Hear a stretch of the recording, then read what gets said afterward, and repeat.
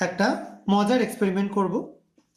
দেখো, আমি এখানে একটা পেট্রি ডিশ টাইপের জিনিসের মধ্যে একটা কনিক্যাল ফ্লাস্ক বসিয়ে রেখেছি এবং তার মধ্যে এই বর্ণহীন দ্রবণটা আমরা দিয়ে দেবো এবং দিয়ে দেওয়ার পর লক্ষ্য করব কি জিনিস ঘটছে।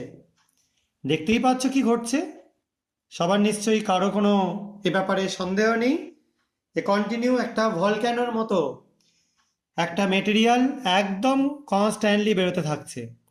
নিশ্চয়ই তোমরা দেখতে পাচ্ছ। তো এই যে ব্যাপারটা ঘটছে, জিনিসটা কেন ঘটছে এবং এটার পেছনে সায়েন্সটা কি, সেটা নিয়ে আমরা আলোচনা করি। তো প্রথমে আমি আরও একটুখানি এটা ঢেলে দিচ্ছি। দেখো, আরও বেশি পরিমাণে এরকম টাইপের উদিগরণের মতো হতে থাকছে।